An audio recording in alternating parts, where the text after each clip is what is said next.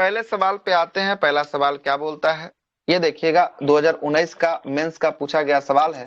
पहला सवाल बोलता है कि दोषपूर्ण शिक्षा प्रणाली का प्रतिफल है। क्या है दोषपूर्ण शिक्षा प्रणाली का प्रतिफल? तो ये युवा अशांति जो है कि आपको होने वाला है। कौन सा शांति? युवा अशांति जो है कि आपको होने युवा वाला है। शांति। दोषपूर्ण है ना, दोषपूर्ण प्रणाली का कुछ जो है कि प्रतिफल है, जिसमें शिक्षित बेरोजगारी में वृद्धि होने वाले हैं, युवा के अशांति होने वाले हैं, ये सब दोषपूर्ण है, ठीक ना। और तीसरा क्या है, शिक्षा और रोजगार के अवसरों के बीच जो है कि आपको कोई संबंध नहीं। चौथा है व्यवसाय जो है कि व्यवहारिक प्रशिक्षण एवं उपयोगी कौशल में कमी होने वाला है। पांचवा की बात करेंगे, पांचवा जो है कि आपको सीखने और परिणामों और नौकरियों की जरूरत के बीच जो है कि आपको समन्वय की कमी जो है कि आपको होने वाला है। ये सब का सब क्या होने वाला है, कारण जो है कि आपको होने वाला है। आगे चलते हैं। अगला है कि इसमें में अगला है कि निम्न जो है कि गुणवत्ता वाली शिक्षा और पुराने पाठ्यक्रम की समस्या होने वाला है। प्रत्येक जो है कि पेशे में उपयुक्त जो है कि कार्यबल का अभाव होने वाला है। छठा, युवाओं के पेशे के प्रतिफल सकारात्मक जो है कि आपको सोच नहीं बन पाना। सातवां आठवां की बात करेंगे, युवाओं के नैतिक मूल्यों का पतन हो रहा है। और नौवां की बात करेंगे, वर्तमान शिक्षा प्रणाली हमें श्रम की गरिमा नहीं सिखाती है। ये सब जो है कि आपको होने वाला है। आगे देखते हैं सर अगला। भी तो यही अगला हो रहा है सर, क्या? पेपर लीक में अभी भी यही हो क्या रहा है पेपर? ना सर। क्या पेपर? हाँ, तो पेपर ये लीक सब में तो जो सर है कि आपको हो ही दोषपूर्ण रहा है। शिक्षा हाँ, तो प्रणाली। दोषपूर्ण वाला तो हो ही यस। रहा है, सही तो बात है। इसमें क्या है, दोषपूर्ण वाला तो हो ही रहा है, हो ही तो रहा है। यही सब तो यस तर्क दिया है इसमें भी, है ना। सर, अगला तो क्वेश्चन में भी 224 की पूछने बात करें, लगा है। है ना। 224 इधर अपने हिसाब से क्वेश्चन पूछा है दोषपूर्ण बना के, ऐसा थोड़ी नहीं पेपर लीक के माध्यम से ऐसा क्वेश्चन जो है कि आपको बोला है कि पेपर लीक वाला समस्या है इसके कारण। ये तो अपना तर्क रखा है, तर्क का एक्सप्लेनेशन किया गया है। क्वेश्चन में एक्सप्लेनेशन थोड़ी ना है, वही ये है तर्क सर। का एक्सप्लेनेशन है ना। Yes sir. आगे चलते हैं। अगला है कि जब समाज सभी नियमों को मापदंड के साथ पालन कराता है तो उसे कहते हैं, कैसी समाज कहते हैं? तो समाजीकरण जो है कि आपको कहा जाता है। ऑप्शन नंबर ए सामाजिक। इसका राइट आंसर जो है कि आपको हो जाएगा। समाजीकरण वह प्रक्रिया है जिसके माध्यम से मनुष्य समाज के विभिन्न जो है कि व्यवहार, रीति रिवाज, गतिविधि इत्यादि को जो है कि आपको सीखता है। समाजीकरण की जो है कि आपको प्रक्रिया में जो है कि आपको समुदाय अपने जो है कि सदस्य को सामाजिक रूप से स्वीकार होने के लिए समाज के मापदंड और मूल्यों के बारे में शिक्षित करता है। समाजीकरण के माध्यम से व्यक्ति सामाजिक और सांस्कृतिक तक जो है कि आपको क्षेत्र में प्रवेश करता है और समाज के विभिन्न समूहों को सदस्य बनाता है। समाजीकरण की प्रक्रिया में बच्चे अपने पर्यावरण के आसपास के समाज और मित्रों के साथ अंततः क्रिया करना शुरू कर देता है ना। और बच्चों छात्रों के साथ जो है कि खेलना शुरू कर देता है। और इस समय वह पारंपरिक जो है कि आपको विनियम तथा संसार को जो है कि आपको सीखता है। और अनुकरण समाजीकरण का ही एक प्रमुख सीढ़ी है, जो जब बच्चा छोटा होता है तब यह अपने आसपास से कुछ जो है कि आपको सीखता है। यही क्या कहलाता है, अनुकरण समाजीकरण जो है कि आपको कहलाता है। ठीक है। समाजीकरण के प्रकार की बात करेंगे, प्राथमिक समाजीकरण, द्वितीयक समाजीकरण और विकासात्मक समाजीकरण, ये तीन प्रकार होते हैं। समाजीकरण के प्रथम कारण की बात करेंगे, परिवार का सदस्य होता है और रिश्तेदार होता है। समाजीकरण के द्वितीय कारण की बात करेंगे, जहां से होता है तो ये एक होता है स्कूल होता है, दूसरा पड़ोसी, तीसरा सरकार और चौथा कौन? चौथा मीडिया। मीडिया। पांचवा सहकर्मी समूह और छठा समाज के नियम होते हैं। उदारीकरण का मतलब क्या होता है, आर्थिक विकास को बढ़ावा देने के लिए आर्थिक नीति, नियमों और प्रशासनिक नियंत्रणों, प्रक्रियाओं आदि में ढील देना या उन्हें हटा लेना, यही क्या कहलाता है, यही प्रक्रिया जो है कि उदारीकरण कहलाता है। उदारीकरण की प्रक्रिया के तहत सरकार अर्थव्यवस्था पे प्रतिबंध को क्या करती है, प्रतिबंध को दूर करती है और विभिन्न क्षेत्रों से क्या करती है, विभिन्न क्षेत्रों को मुक्त करती है, मतलब खोल देती है। यही क्या कहलाता है, उदारीकरण कहलाता है। उदारीकरण से लाभ लाभ मिलते हैं, देखते हैं किसको किसको मिलता है। आर्थिक उदारीकरण से पूंजी और साधन संपन्न राष्ट्र आर्थिक तौर पर पिछड़े देशों के साथ व्यापारिक संबंध स्थापित करते हैं। दूसरा बोलता है कि इससे गरीब देशों की पूंजी जो है कि प्रवाह होता है। तीसरा बोलता है कि आर्थिक उदारीकरण से उपभोक्ता वर्ग को सबसे बड़ा लाभ जो है कि आपको मिलता है। और पांचवा बोलता है कि घरेलू उद्यमियों के बीच जो है कि आपको क्या बढ़ता है, प्रतिस्पर्धा जो है कि इसमें बढ़ती रहती है उदारीकरण में। आगे देखते हैं। विदेशी व्यापार को प्रोत्साहित जो है कि आपको करता है। जब खुला बाजार रहेगा तो विदेशी व्यापार भी प्रोत्साहित होगा, आएगा। आगे चलते हैं। विदेशी पूंजी और प्रौद्योगिकी की बढ़ती है और देश के वैश्विक जो है कि आपको बाजार की सीमाओं का विस्तार होता है। और भारत में उदारीकरण, निजीकरण और वैश्वीकरण के लिए एलपीजी नीति लाया गया था। कब आया था एलपीजी नीति? 1991 में आया। 1991, 1991 में। उस समय जो है कि आपको देश के प्रधानमंत्री कौन थे और देश के जो है कि वित्त मंत्री कौन थे? वित्त मंत्री मनमोहन सिंह और प्रधानमंत्री नरसिम्हा थे। हाँ, प्रधानमंत्री नरसिम्हा राव जो है कि आपको थे और वित्त मंत्री मनमोहन सिंह जो है कि आपको थे। इसी समय जो है कि आपको भारत का पूरा जो है कि गिर गया था, उसी में उठाने का श्रेय जो है कि आपको मनमोहन सिंह को लाया जाता है। और मनमोहन सिंह यही एलपीजी लाए थे, निजीकरण, उदारीकरण और वैश्वीकरण लाए थे, जिसके कारण भारत जो है कि आपको बच गया था, आर्थिक संकट होने से बचा था। और इस नीति के तहत जो है कि आपको निजी व्यक्तियों को और व्यवसायिक को विदेश में जो है कि व्यापार में भाग लेने की अनुमति जो है कि आपको मिलती है। अब आ गया निजीकरण। निजीकरण की बात करते हैं। यह एक आर्थिक प्रक्रिया है। इसके तहत सार्वजनिक क्षेत्र के उपक्रम, औद्योगिक संस्थान और इकाई को निजी क्षेत्र में हस्तांतरित जो है कि किया जाता है। निजीकरण का मतलब होता है सार्वजनिक स्वामित्व के अंतर्गत आने वाले उद्योग और कंपनियों को निजी स्वामित्व के अंतर्गत लाना। निजीकरण में सर्व जो है कि आपको विविध पद्धति आम जनताओं को सार्वजनिक जो है कि उपक्रम की इक्वलिटी जो है कि आपको क्या करता है, इक्वलिटी जो है कि आपको बेचता है। और इसे ही जो है कि आपको विनिवेश कहते हैं और यह पूर्ण या आंशिक हो सकता है। निजीकरण का उद्देश्य क्या है? निजीकरण का उद्देश्य निजी जो निवेश को क्या करना है, निजी निवेश को आकर्षण करना है या आकर्षित करना है, आर्थिक विकास को प्रोत्साहित करना है और गैर महत्वपूर्ण सार्वजनिक क्षेत्र के उद्यमों में लगी बड़ी धनराशि को समाज के प्राथमिक और सर्वोपरि क्षेत्र को जो है कि आपको लगाना है। आइए 2021 का हेल्ड हो रहा है, प्रारंभिक परीक्षा हो रहा है 26/12/2021। फर्स्ट शिफ्ट का सवाल है, देखते हैं क्या बोल रहा है। फर्स्ट शिफ्ट का सवाल बोल रहा है सर विविध में क्या बोल रहा है? 225 को क्वेश्चन हो चुका अभी तक 225 को क्वेश्चन हो चुका। सबका वीडियो यूट्यूब पे ऑलरेडी अपलोड किया जा चुका है 2500 का, ठीक ना। 225 क्वेश्चन का जो है कि अपलोड किया जा चुका है। क्लियर है? आगे चलते हैं, 225 नंबर सवाल पे आते हैं।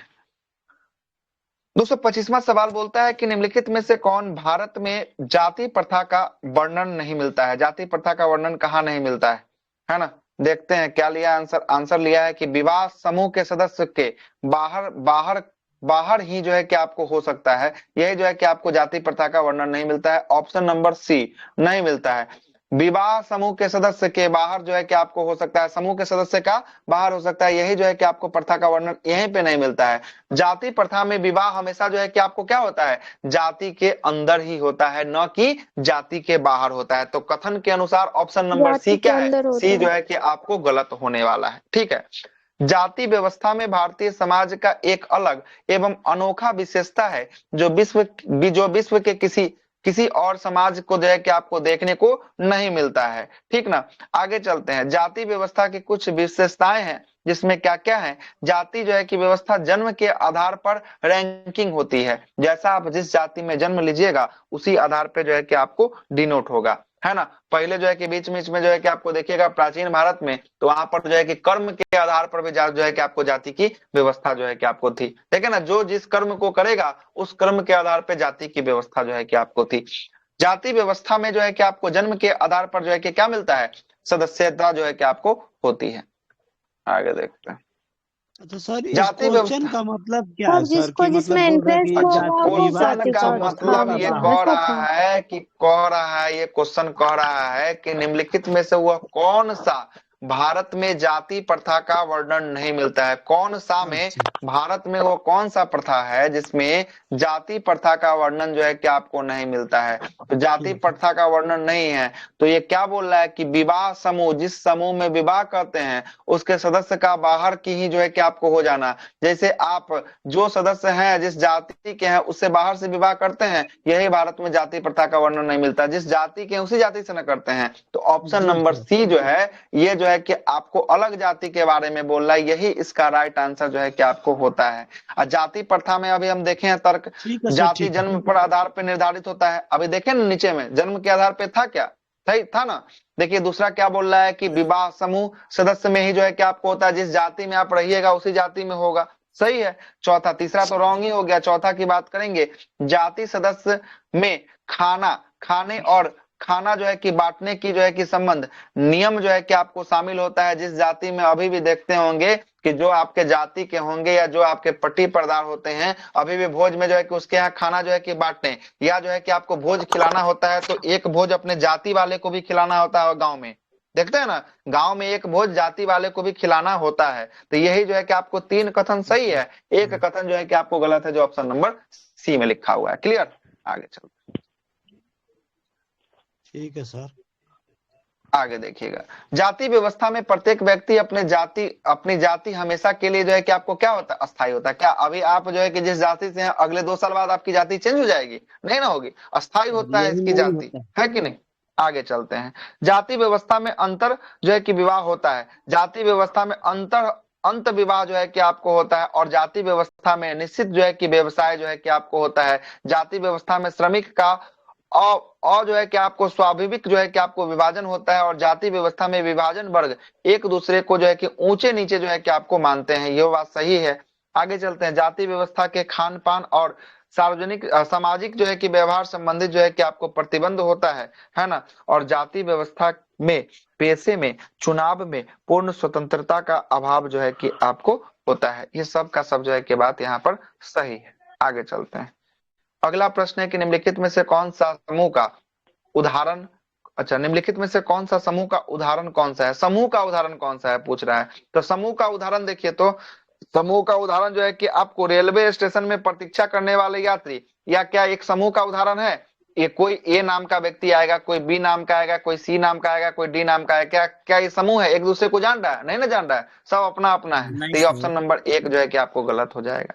दूसरा बोल रहा है कि सिनेमा घर में दर्शक, क्या सिनेमा में आप जाते हैं, आपके बगल वाला जो सीट पर बैठता है, क्या आप उसको जानते हैं? नहीं जानते हैं, यो एगो समूह का नहीं होगा। क्या संगीत समारोह का दर्शक, संगीत समारोह में अगर कोई म्यूजिकल कॉन्सेप्ट में जाते हैं, तो वहां पर आप खड़े हैं, आपके बगल में कोई खड़ा, आप जान रहे हैं? नहीं जान रहे हैं, मतलब ये भी आपका गलती हो गया। परिवार का सदस्य, क्या आप एक दूसरे को जानते हैं, परिवार के सदस्य को, कि नहीं जानते हैं? जानते हैं। तो यही जो है कि आपको राइट आंसर जो है कि आपको हो गया। क्लियर है, राइट आंसर जो है कि आपको हो गया। आगे चलो। परिवार का सदस्य जो है कि समूह का उदाहरण नहीं होता है। अच्छा, क्या होता है? समूह का उदाहरण नहीं बोल रहा है ना, नहीं होता है। क्या क्वेश्चन क्या बोल दिया था? क्वेश्चन बोल रहा है कौन है या कौन नहीं है, क्या बोला है? कौन सा है? क्वेश्चन ने उल्टा दिया है क्या जी? फिर तो बोल रहा है लफड़ा कि लग रहा है। कौन सा है सर। गैदरिंग करने का बात बोल रहा है, इसीलिए ये नहीं, निम्नलिखित गैदरिंग में से है। कौन सा समूह का जो है कि उदाहरण कौन सा है, कौन सा है? तो ठीक है, ये जो है कि आपको डिस्क्रिप्शन में इसका गलती लिखा है। परिवार का सदस्य जो है कि आपको है ना, परिवार का सदस्य समूह का उदाहरण है, यहाँ नहीं है, नहीं है, ठीक ना। परिवार जो है कि आपको समूह का उदाहरण है, देखिए नीचे में लिखा है, जबकि परिवार का नहीं सदस्य सर, जो है कि नीचे आपको बोला समूह का इकाई जो है कि आपको है, इकाई यहाँ पर नहीं गलती है। टाइप हो गया, है ना।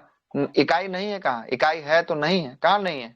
है तो लिखा है इकाई, समूह का इकाई है, नहीं कहाँ लिखा है? वो मतलब गलती हाँ, छपा, यही उदाहरण ना नहीं है, सर। उसको नहीं को काट दिए हैं, यहाँ देखिए नहीं को काट दिए हैं, क्योंकि ऊपर क्वेश्चन कुछ अलग पूछा हुआ था, ठीक ना। जब एक समूह में उन जो है कि मनुष्यों को संग्रह के रूप में जो है कि आपको रूप में भी जो है कि परिभाषित किया जा सकता है, जो समूह के सदस्य के रूप में अपेक्षाकृत और दायित्व को स्वीकार करते हैं और एक समान पहचान को साझा करते हैं। उदाहरण के लिए समाज को एक जो है कि बड़े समूह के रूप में जो है कि आपको देखा जा सकता है। सही है, आगे चलते हैं। सब जो है कोई सही सवाल है। वर्ग जो है कि आपको संघर्ष की अवधारणा किसने जो है कि आपको दिया था? वर्ग संघर्ष की अवधारणा कार्ल मार्क्स के द्वारा जो है कि आपको दिया गया था। किसके द्वारा? कार्ल मार्क्स के द्वारा जो है कि आपको दिया गया था। वर्ग संघर्ष की अवधारणा कार्ल मार्क्स के द्वारा जो है कि आपको दिया गया था। इन्होंने अपने मार्क्सवादी सिद्धांत में इसकी व्याख्या किया है, और मार्क्स ने वर्ग संघर्ष के सिद्धांत को ऐतिहासिक भौतिकवाद के पूरक सिद्धांत के रूप में जो है कि आपको प्रस्तुत किया है ना। आगे चलते हैं। इन्होंने, है ना, उत्पादन प्रणाली में निहित जो है कि आपको अवरोधों को अभिव्यक्त के रूप में जो है कि आपको, है ना, अंत विरोधों को अभिव्यक्त के रूप में जो है कि आपको वर्ग संघर्ष को दर्शाता था। मार्क्स के शब्द जैसे आज तक के समाज के इतिहास वर्ग के संघर्ष का इतिहास जो है कि आपको होता है। आगे देखते हैं अगला। अगला है 228। 228 का 4 क्या बोलता है?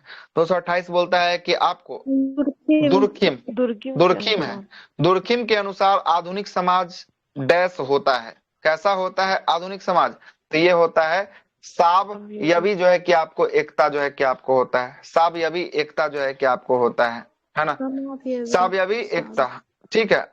जैविक जो है कि एकजुटता या सावयवी एकता, यह अधिक जो है कि उन्नत समाजों के व्यक्ति एक दूसरे पर जो है कि आपको क्या करते हैं, निर्भर पर आधारित जो है कि आपको सामाजिक समाज से जो है कि आपको होते हैं। और आंतरिक एकजुटता की बात करेंगे, है ना, एक आम तौर पर पारंपरिक और छोटे पैमाने के समाज में संचालित होता है। और क्या बोलता है, तरल समाज जैसे आदिवासी, है ना, में एकजुटता आमतौर पर, सरल समाज है ना, सरल समाज जैसे जो है कि आदिवासी में जी एकजुटता जी जी। आमतौर पर, है ना, पारिवारिक नेटवर्क नेटवर्क के रिश्तेदारी संबंधों को जो है, संबंधों पर क्या होता है, आधारित जो है कि आपको होता है। और इसके बाद क्या बोलता है, आधुनिक समाज की जो है कि आपको विशेषता है, तार्किकता, आधुनिकता की जो है कि क्या होने वाली है, आधारशिला जो है कि आपको होने वाली है। आधुनिकीकरण, समाज के लोग जो है कि आपको एक साथ जो है कि आपको रहते हैं, और यह समाज शिक्षा, प्रौद्योगिकी, उद्योग और शहरी जीवन के विस्तार पर जो है कि आपको आधारित होते हैं। और यह एक जटिल संस्कृत है, जो संस्कृति है, क्या है, संस्कृति है, जो हाँ, जो समय समय के साथ क्या होता है, बदल रहा है। बदलती रहती आधुनिक है। समाज में हर व्यक्ति अपने अपने हिसाब से जीवन जीने की जो है कि आपको आजादी जो है कि आपको मिलती है ना। आगे चलते हैं। आधुनिक समाज में पारंपरिक जो है कि आपको बंधनों से मुक्त होकर अपने जीवन शैली में परिवर्तन करने की आजादी होती है। आधुनिक समाज में व्यक्तिवादी सोच और स्वतंत्रता में जो है कि आपको क्या वृद्धि है ना, होती है। वृद्धि होता है।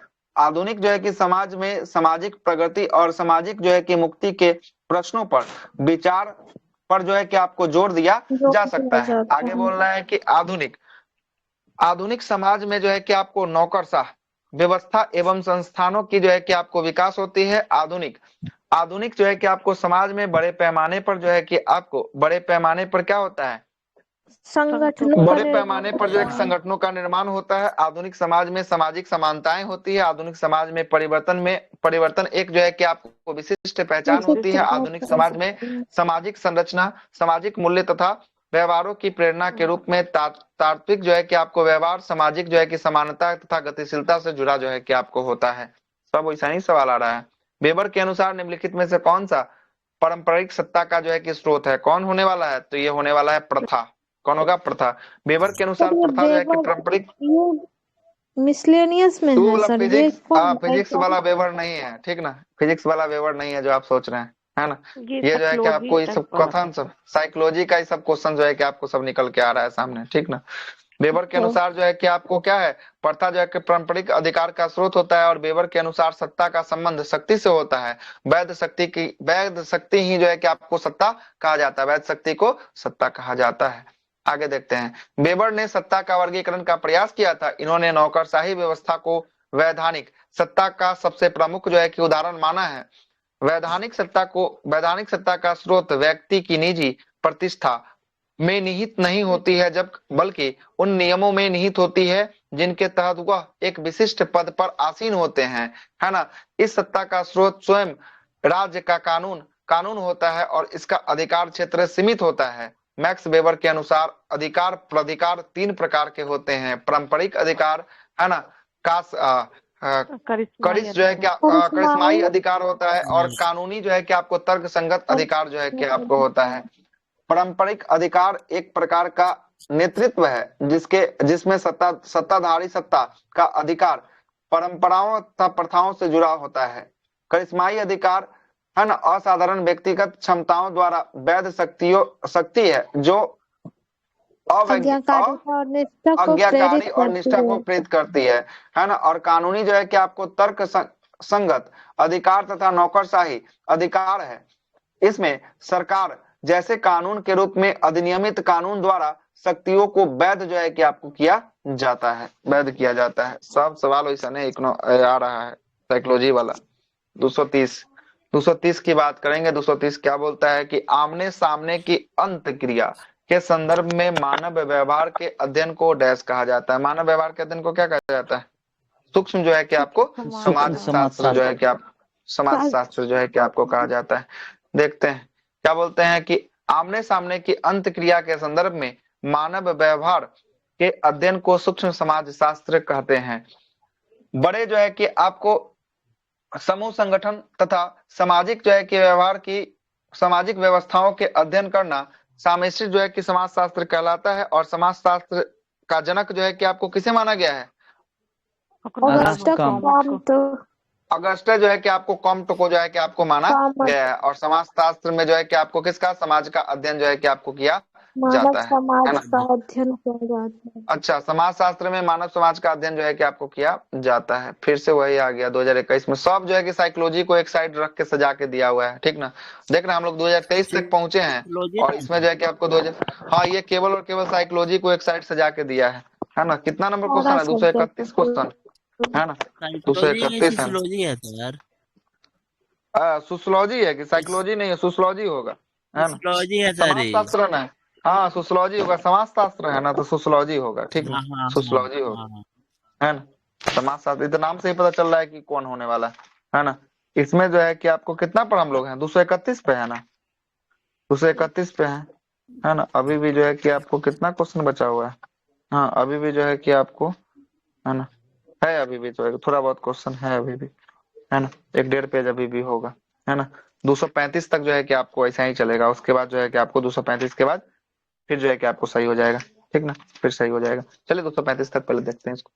आइए, अगला प्रश्न है कि सामाजिक मूल्य को जो है कि आपको आत्मसात करने की प्रक्रिया को क्या कहा जाता है? आत्मसात करने की प्रक्रिया को समाजीकरण जो है कि आपको कहा जाता है ना? जिस प्रक्रिया के माध्यम से जिस प्रक्रिया के माध्यम से बच्चा समाज में मूल्य तथा जो है कि मापदंड और समाज में रहने का तरीका, है ना, आत्मसात करता है, वह समाजीकरण की प्रक्रिया जो है कि आपको कहलाती है ना? आधुनिकरण एक ऐसी प्रक्रिया है जिसके माध्यम से समाज द्वारा आधुनिक वैज्ञानिक ज्ञान का परिचय जो है कि आपको होता है। आधुनिकीकरण एक जो है कि बहुआयामी आर्थिक, राजनीतिक, सामाजिक तथा सांस्कृतिक प्रक्रिया है। आधुनिकरण की शुरुआत कहाँ से हुई थी? इंग्लैंड में हुई थी। और इंग्लैंड में किस क्रांति से? औद्योगिक क्रांति से जो है कि आपको हुई थी। और यह प्रक्रिया बाद में विकासशील देशों तक जो है कि आपको फैली थी। भारत में आधुनिक काल की शुरुआत कैमी शताब्दी में? 18वीं शताब्दी में जो है कि आपको मानी जाती है। और यह, है ना, 18वीं शताब्दी। चलिएगा, यह वह शताब्दी थी जिसमें जब यूरोपीय शक्तियों ने भारत में राजनीतिक सत्ता हासिल करना जो है कि आपको शुरू किया था। आधुनिकीकरण का विशेषता क्या है? तर्क जो है कि आपको शीलता आधुनिकीकरण का आधारशिला है। आधुनिकीकरण का परिवर्तन में एक जो है कि विशिष्ट स्वरूप है और इसमें सामाजिक संरचना, सामाजिक जो है कि मूल्य तथा व्यवहारिक में जो है कि आपको बदलाव आते हैं। और यह है ना, और यह सामाजिक संस्थाएं जैसे विवाह, परिवार, जाति आदि में संरचनात्मक जो है कि परिवर्तन करता है। यह नए जो है कि वर्गों का उदय करता है। इसमें जो है कि साक्षरता में क्या होती है? वृद्धि होती है। और इसमें लैंगिक जो है कि आपको समानताएं आती है। पश्चिमीकरण की बात करेंगे, यह एक जो है कि व्यापक शब्द है और इसका अर्थ होता है अलग अलग के लोगों के लिए अलग अलग के चीजों का हो सकता है। और इसका अर्थ पश्चिम से प्रौद्योगिकी की और संस्कृति को समान जो है कि आपको रूप में क्या करना? अपनाना हो सकता है। और यह पश्चिमी जो है कि आपको राजनीतिक विचारधारा को अपनाना भी हो सकता है। पश्चिमीकरण के कुछ जो है कि उदाहरण की बात करेंगे, इसमें जो है कि प्रशासन, कानून प्रणाली और शिक्षा के पश्चिमी जो है कि आपको पद्धति को अपनाना, पश्चिमी जो है कि आपको देशों की तरह ही एक स्वतंत्र जीवन शैली, है ना, और स्थानीय जो है कि उत्पादों की तुलना में पश्चिमी जो है कि आपको देशों में, है ना, आयामित जो है कि उत्पादों की प्राथमिकता देना, है ना, और पश्चिमी कपड़ों की शैलियों का क्या करना? नकल जो है कि आपको करना। ये सब उदाहरण है। आगे देखते हैं 232 नंबर सवाल। 232 की बात करेंगे। 232 बोलता है कि वेबर के अनुसार सामाजिक विज्ञान का पूर्ण व्याख्या सामाजिक क्रिया के डैश सोच को विकसित करता है। किसको विकसित करता है? सहयोगात्मक को जो है सहयोगात्मक को जो है कि आपको विकसित जो है कि आपको करता है। चलिए डायरेक्ट क्वेश्चन पढ़ते हैं। ये सब जो है कि आपको ऐसे भी नहीं आ रहा है, ऊपर ऊपर ही जा रहा होगा, इसीलिए डायरेक्ट पीडीएफ तो है, पढ़ लीजिएगा। आगे चलते 235 तक चलते हैं। 233 की बात करेंगे। निम्नलिखित में से कौन सा जो है कि आपको लक्षण प्राथमिक समूह का है? है ना, प्राथमिक समूह का घनिष्ठ होता है। एवं आमने सामने का मेल।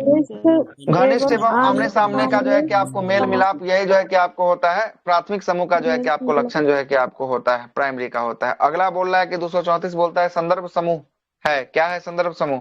अक्षांश जो है कि आपको आकांक्षा समूह। आकांक्षा समूह होता है। क्या होता? आकांक्षा समूह। ऑप्शन नंबर बी जो है कि इसका राइट आंसर जो है कि आपको होगा। अगला प्रश्न है 235, यहां से सही आएगा। देखिएगा, अब ये कब का एग्जाम आ गया? अब ये एग्जाम आ गया है 2023 का आ गया, 17/12/2023 का आ गया, फर्स्ट शिफ्ट का एग्जाम आ गया। ये सब जो है कि आपको दिया होगा, जितना बैठे हैं सब जो है कि इसमें दिए होंगे 17/12 वाला एग्जाम। आगे चलते हैं।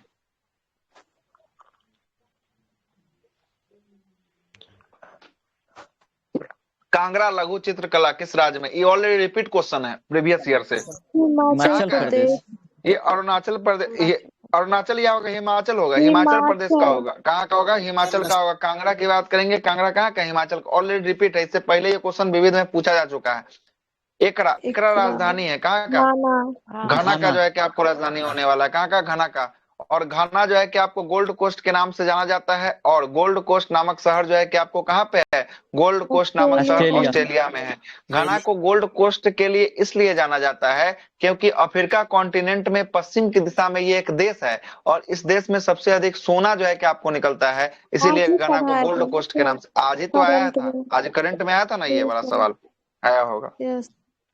आगे चलते हैं। अगला है निम्नलिखित में से कौन सा द्वितीयक समूह का स्रोत है? कौन सा स्रोत है द्वितीयक समूह का? देखिए क्या दिया है आंसर इसका, डी दिया है। 1 2 3 4 सब का सब ले लिया है। द्वितीयक समूह का स्रोत की बात करेंगे, सरकारी रिपोर्ट, समाचार पत्र, पुस्तक, और जो है कि आपको क्या होंगे? वेबसाइट। ये सब के सब जो है कि आपको द्वितीयक जो है कि आपको समूह का जो है कि आपको, है ना, क्षेत्र होगा। देखिएगा, प्राथमिक जो है कि आंकड़ा संग्रहित विधिया या जो है कि आपको अनियमित जो है कि आंकड़ा होता है। सहायक को ही द्वितीय आंकड़ा संग्राहक विधिया कहा जाता है। आंकड़ा एक प्रकार का जानकारी है जो प्रत्यक्ष स्रोत से प्रयोग और सर्वेक्षणों के माध्यम से, है ना, टिप्पणियों के माध्यम से प्राप्त किया जाता है। और द्वितीयक डेटा पत्रिकाएं, समाचार पत्र, पुस्तक, जर्नल, है ना, आदि जैसे शामिल होते हैं। और या तो प्रकाशित जो है कि आपको डेटा, अप्रकाशित डेटा को, है ना, डेटा हो सकता है। आगे चलते हैं। अगला देखिएगा, प्रकाशित डेटा सहित जो है कि विभिन्न जो है कि संसाधनों में उपलब्ध होता है, जैसे सरकारी प्रकाशन, उसके बाद सार्वजनिक रिकॉर्ड, उसके बाद ऐतिहासिक और जो है कि आपको सांख्यिकीय दस्तावेज, उसके बाद होता है व्यवसायिक जो है कि आपको दस्तावेज होता है, और तकनीकी और व्यापार पत्रिकाएं होती है। और अप्रकाशित वाले में कौन कौन होगा? एक होगा डायरी, दूसरा होगा पत्र, और तीसरा होगा अप्रकाशित आत्मकथाएं होगा। रुपया मुद्रा है, कहाँ का रुपया मुद्रा है? इंडोनेशिया का मुद्रा जो है कि आपको होने वाला है, इंडोनेशिया का। चलिएगा, इंडोनेशिया का होगा। पांचवा बोल रहा है 239वां नंबर सवाल बोल रहा है कि भारत रत्न विजेता भूपेन हजारिका का संबंध निम्नलिखित में से किस क्षेत्र से था? कला के क्षेत्र से था भूपेन हजारिका का संबंध। भूपेन हजारिका का संबंध जो है कि भारत के पूर्वोत्तर राज्य के असम राज्य से होने वाला है। और यह एक जो है कि गीतकार और संगीतकार थे और गायक थे, तो गायक जैसे ही हो गया तो कला का क्षेत्र से जो है कि संबंध होने वाला है। भूपेन हजारिका कला के क्षेत्र से संबंधित थे, और उन्होंने फिल्म जो है कि गांधी टू हिटलर में महात्मा गांधी की पसंदीदा भजन वैष्णव जंतु मेरे कहियो, इसको जो है कि आपको गाया था। और मरणोपरांत इनको कब? 2019 में जो है कि आपको भारत रत्न से सम्मानित किया गया था। कब? 2019 में। और भारत का सर्वोच्च नागरिक सम्मान से इनको सम्मानित किया गया था। और सभी व्यक्ति इस पुरस्कार से जो है कि आपको पुरस्कार के लिए पात्र जो है कि आपको होते हैं, है ना। और भारत रत्न की स्थापना की बात करेंगे, स्थापना कब हुआ था? 1954 में जो है कि आपको हुआ था। और यह अनिवार्य नहीं है कि प्रत्येक वर्ष भारत रत्न से सम्मानित किया जाए, है ना। चलते हैं भारत रत्न के पहले 3 प्राप्तकर्ता की बात करेंगे। जब 1954 में दिया गया तो किसको किसको दिया गया? सी राजगोपालाचारी को दिया गया, सर्वपल्ली राधाकृष्णन को दिया गया, और जो है कि आपको सीवी रमन को जो है कि आपको दिया गया। किसको दिया गया? सीवी रमन को जो है कि आपको दिया गया था। भारत रत्न प्राप्त करने वाले पहले व्यक्ति की बात करेंगे। पहले व्यक्ति कौन थे? राधा कृष्णन जो है कि आपको थे। और पहले वैज्ञानिक की बात करेंगे, पहले वैज्ञानिक कौन थे? सीवी रमन जो है कि आपको थे। और भारत रत्न प्राप्त होने वाले पहले जो है कि आपको प्रधानमंत्री की बात करेंगे, प्रधानमंत्री कौन थे? जवाहरलाल नेहरू जो है कि आपको थे। है ना, नेहरू जो है कि आपको थे। और भारत रत्न प्राप्त करने वाले पहले राष्ट्रपति की बात करेंगे, कौन थे राष्ट्रपति, तो ये राजेंद्र राजेंद्र प्रसाद जो है कि आपको 1962 में। और लाल बहादुर शास्त्री को मरणोपरांत भारत रत्न से सम्मानित किया जाने वाला पहला व्यक्ति जो है कि आपको बने थे। और मरणोपरांत जो है कि भारत रत्न पाने वाली पहली महिला कौन बनी, अरुणा आसफ अली बनी, अरुणा जिनको आसिफ वर्ष अली। 1997 में जो है कि आपको दिया गया। और खान अब्दुल गफ्फार खान पाकिस्तान के भारत रत्न प्राप्त करने वाले पहले विदेशी नागरिक जो है कि आपको बने थे। आगे चलते हैं।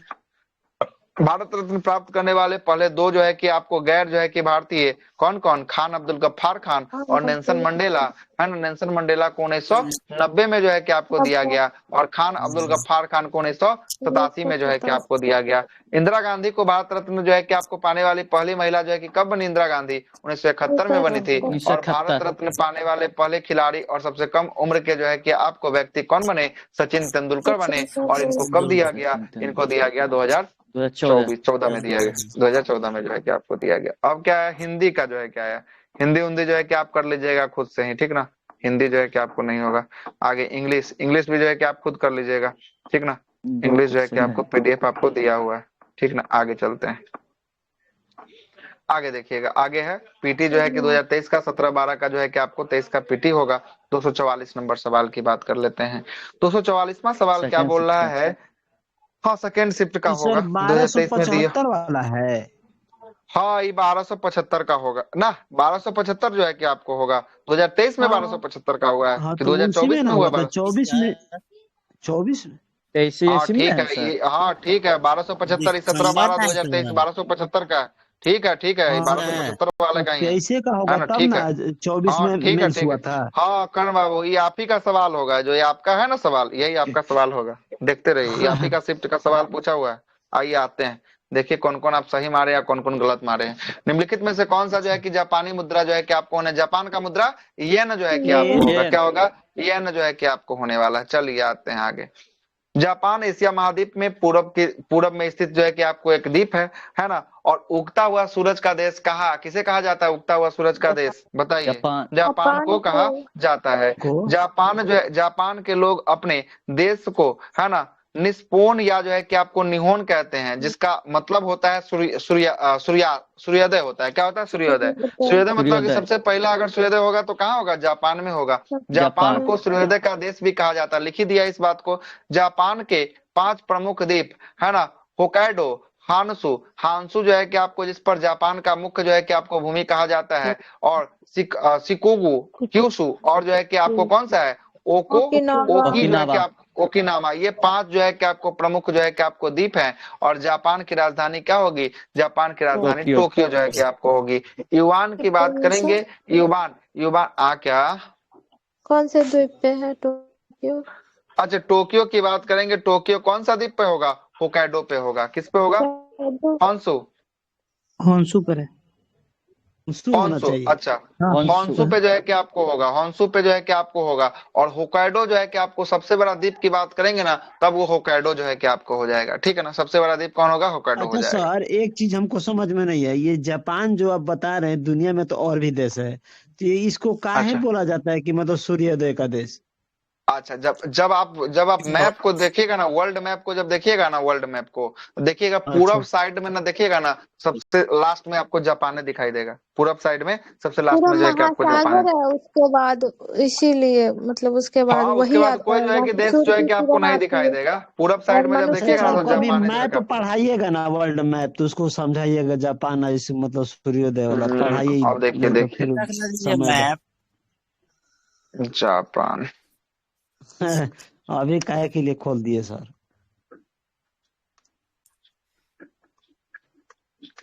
देखिए आपको दिखा देता है, देखिए पूरब में है, इसीलिए सबसे देखिए पहले इसमें ये देखिए, तो जापान ये लाल घेरले, एक बाद आपको कोई टापू नजर आ रहा है, समुंदर है, नहीं ठीक ना। पूरा तो ये पानी सबसे पानी। पूरब में कौन है, यही जो है कि आपको जापान जो है कि आपको दिख रहा है। उसके बाद सब पश्चिम में है, इसलिए सूर्योदय का देश, सब सूरज कहाँ से निकलता है, सूरज निकलता है पूरब से, और जाता कहाँ, डूबता है पश्चिम की ओर जाता है। तो निकलेगा सबसे पहले तो कहाँ रोशनी पड़ेगा, जापान में पड़ेगा क्या, जापान जापान में पे पड़ेगा, है ना। इसीलिए सूर्योदय का देश जो है कि आपको जापान को कहा जाता है। क्लियर है, यही जो है कि आपको होना ही चाहिए कि झट से आपका सवाल आए, झट से आपका जो है कि आपका आंसर भी मिल जाए। युवान की बात करेंगे, इसे रैन बिन्वी के नाम से भी जो है कि आपको जाना चाहिए। क्या संडे के दिन का रख दीजिए मैप वाला। और कल नहीं होगा, कल के बाद नेक्स्ट संडे से कुछ सोचेंगे, ठीक ना, नेक्स्ट संडे से कुछ सोचेंगे। युवान की बात करेंगे, युवान की मुद्रा जो युवान या रैन बिन्वी एक ही मुद्रा है, जो किसकी मुद्रा है, ये चाइना की मुद्रा है। किसकी है? चाइना की मुद्रा जो है कि आपको होता है, जिसका मंदारिन जो है कि आपको अर्थ होता है लोगों की मुद्रा होता है, और यह चीन पीपुल्स रिपब्लिक ऑफ चाइना की आधिकारिक मुद्रा जो है कि आपको होने वाला है। और चीन की राजधानी बीजिंग है, और चीन एशिया का मरीज कहा जाता है। एशिया का सबसे पिछड़ा हुआ देश जो है कि आपको चाइना था, लेकिन अपने आप को इतना ज्यादा डेवलप किया, इतना ज्यादा डेवलप किया कि बहुत आगे जो है कि आपको निकला हुआ है एशिया में। लेकिन अभी भी अगर पूछेगा एशिया का मरीज किसे कहा जाता है, तो चाइना को कहा जाता है। क्लियर है? आगे चलते हैं। बीमारी वहीं से निकलती। और उसके लिए, बीमारी के लिए नहीं था, वो पिछड़ापन के लिए था, लेकिन अपने आप को बहुत आगे उभार लिया, ठीक ना, अपने आप को बहुत आगे उभार लिया। लीरा की बात करेंगे, तुर्की की मुद्रा जो है कि आपको क्या होने वाली है, तुर्की की मुद्रा जो है कि आपको लीरा होने वाली है। और तुर्की की जो है कि राजधानी की बात करेंगे, अंकारा होगी। और तुर्की यूरोप का जो है कि आपको क्या कहा जाता है, यूरोप का मरीज जो है कि आपको कहा जाता है। यूरोप का मरीज किसको कहेंगे? तुर्की को जो है कि आपको कहेंगे। क्लियर है? और पेसो चिली की मुद्रा है, और सेंटियागो चिली की राजधानी जो है कि आपको होती है क्यूबा। क्यूबा पेसो, जिसे जो है कि आपको मोनेडा जो है कि आपको नेशनल के नाम से भी जो है कि आपको जाना जाता है, और क्यूबा की आधिकारिक मुद्रा है। और क्यूबा की राजधानी हनावा होती है, हवाना जो है कि आपको होती है। और भारत को मिलाकर विश्व के कुल 8 देश हैं। भारत को मिलाकर विश्व के कितने देश हैं? कुल 8 देश हैं। इसकी मुद्रा क्या है? रुपया होगी। क्या होगी? रुपया होगी, है ना। और हालांकि जो है कि उच्चारण में थोड़ा बहुत शब्द का क्या है, शब्दों का थोड़ा बहुत अंतर है। जैसे भारत का होता है, पाकिस्तान का, नेपाल का, इंडोनेशिया का, है ना, मालदीव का, श्रीलंका का, सेशेल्स का और मॉरिशस, इस सब का क्या है, सबका रुपया जो है कि आपको है, लेकिन उच्चारण में थोड़ा सा अंतर आपको दिखाई देगा, है ना। देखिएगा, भारत का जो है कि रुपया, इंडोनेशिया का रुपया और पाकिस्तान का रुपया, है ना, श्रीलंका का भी रुपया और नेपाल का भी रुपया और अफगानिस्तान का भी अफगानी रुपया, है ना। जापान का जो है कि आपको एन होता है, चाइना का युआन या रैन बिन्वी होता है, रूस का जो है कि रूबल होता है, ईरान का रियाल होता है, और इटली का यूरो जो है कि आपको होता है। ठीक है, इटली का यूरो जो है कि आपको होता तो है। इंडोनेशिया का दिया है ना रुपया, तो इसके जगह पर रुपया भी डायरेक्ट लिख सकता है ना? नहीं, रुपया उच्चारण में है एक ही, रुपया ही है, लेकिन हॉ लास्ट में लग गया, बोला तो उच्चारण में कुछ अंतर जो है कि आपको हो सकता है। ऊपर बोल ही दिया है सबसे पहले, है ना। आगे चलते हैं। इजराइल की राजधानी जेरूसलम है, और यहाँ का प्रमुख जो है कि भाषा क्या होगा? हिब्रू जो है कि आपको भाषा होगा, जो दाएं से कैसे लिखी जाती है? दाएं से बाएं लिखी जाती है। और इजराइल का मुद्रा क्या है? न्यू शकेल है। क्या है? इजरायली मुद्रा न्यू शकेल जो है कि आपको होने वाला है ना। न्यू शकेल जो है कि आपको होगा इजराइल का। और राजधानी क्या होगा इजराइल का? जेरूसलम इसकी राजधानी होगा। हम लोग जो चर्चा करेंगे आगे, वो जो चर्चा करेंगे 245 सवाल से जो है कि आपको कहां से, मंडे के दिन से जो है कि आपको 245 नंबर से जो है कि आपको चर्चा करने वाले हैं। मंडे से सेंटियागो की राजधानी से जो है कि आपको चर्चा करेंगे। इसमें कुल सवालों की बात करेंगे, कितना सवाल इसमें है आपको देख के बता देते एक बार। 251 है सर, लास्ट में 251 को ना, 251 से ज्यादा ना होगा जी सर। मेरा सीट वाला क्वेश्चन है सर। हाँ, 275 सवाल है। कितना? 276 गो सवाल है। कितना सवाल है? 276 गो। ठीक है, अभी हम लोग 245 पर हैं। अच्छा, एक दिन में जो है कि फरिया देंगे, अगर एक क्लास सही से अगर लग गया ना, सवा घंटा 1.5 घंटा का, तो है ना, बीच में जो है कि हिंदी घुसाया है, सबको ले के एक क्लास में फरिया जाएगा। और उसके बाद जो है कि आपको क्या होगा, उसके बाद विविध का टॉपिक दिया, बहुत अच्छा से सजा के दिया है, जो आप खोजते होंगे ना वैसा सजा के दिया है। और इस टॉपिक को ही पढ़ाएंगे पूरा एक एक लाइन को, ठीक है ना, इसलिए टेंशन नहीं लेना है। पूरा विविध जब हो रहा है तो अच्छे से पूरा विविध होगा, है ना। हड़बड़ाना नहीं है, बहुत समय हमारे पास है ना। वैकेंसी अभी भी नहीं आई है, इसलिए हड़बड़ाना नहीं है ना। पढ़ते रहिए दबा के, ठीक है। चलिए फिर मिलते हैं अगले। क्या बोले हैं?